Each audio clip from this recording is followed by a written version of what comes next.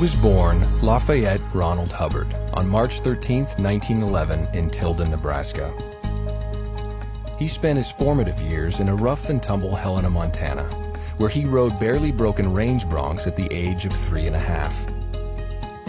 As his mother was that rarity of her time, a thoroughly educated woman, he was also reading well beyond his years, philosophy, science, and the pillars of Western literature, all in an effort to satisfy a rare and abiding curiosity.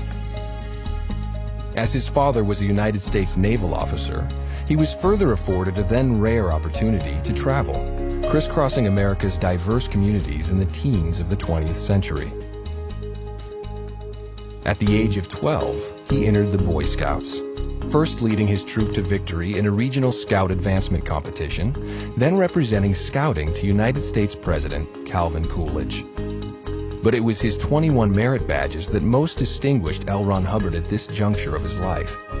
For just days beyond his 13th birthday, he became the youngest Eagle Scout in American history.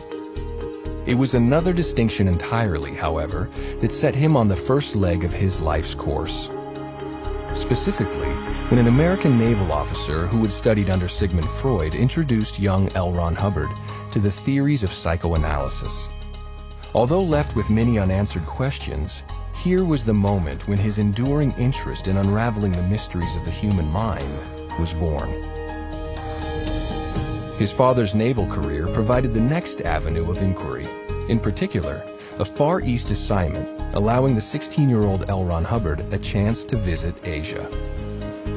It was land still steeped in mystery and rarely seen by Westerners, yet pursuing very fundamental questions on the origins of man and the ultimate source of life. He trekked more than 250,000 miles through India, China, Japan, and the Philippines, into many remote cultures and much arcane wisdom, including Vedic hymns at the root of mankind's oldest beliefs. It was also through these travels he gained entrance to forbidden Buddhist lamaseries in China's western hills, and there witnessed wonders beyond any known scientific explanation. Shortly after his return to the United States in 1929, he entered George Washington University as an engineering student. It was a rigorous curriculum of scientific methodology, the very tools he needed to examine human thinking with unerring accuracy. Here, too, was one of America's earliest classes on nuclear physics, through which he embarked on yet another investigatory trail, this one to isolate a postulated life source, theoretically detectable in small energy particles. Yet laboratory experimentation was by no means all that occupied his university days. Beginning in June of 1932, he organized the first of several expeditions to remote and primitive lands. Initially, a 5,000-mile voyage into the Caribbean, where he mingled with a people predating Columbus by at least 10 centuries. Next came Puerto Rico, where he not only conducted one of the island's first complete mineralogical surveys, but also studied yet another ancient culture deep within the hinterland. Then, taking his thirst for adventure to the skies, he became America's 385th licensed glider pilot. Heralded by newspapers of the day as Flash Hubbard for his aerial antics, while as a barnstorming sensation of powered flight across rural America, he mixed with still another slice of society. Then, leaving university in the depths of the Great Depression, he began his career as a professional author, turning his true-to-life exploits into high-action tales for magazines of the day. Tales of adventure, tales of intrigue, science fiction, fantasies, westerns, and even the occasional romance. As an undisputed legend of American pulp fiction, L. Ron Hubbard wrote it all.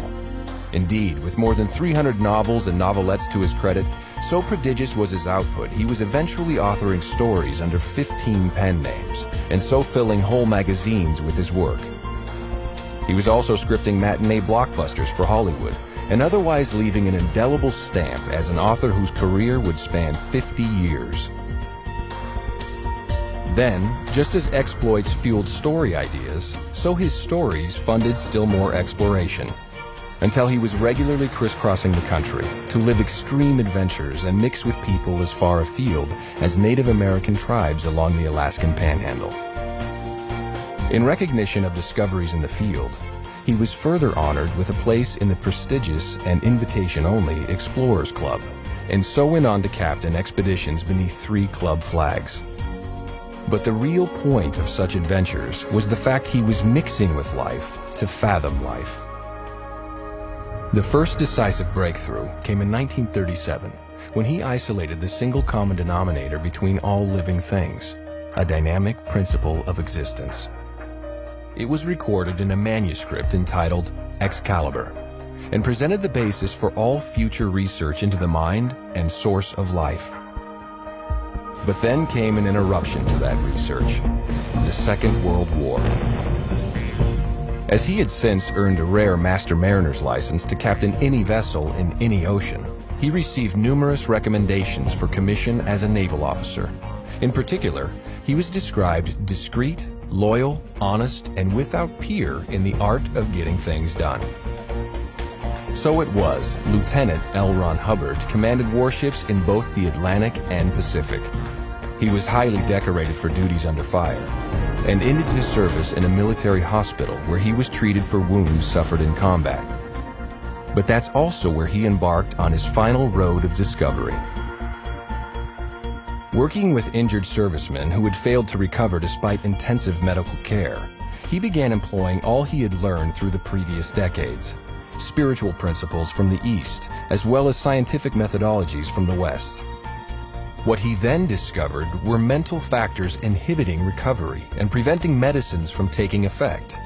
And when in fact those mental blocks were addressed, the medicine began to work, and patients swiftly returned to health.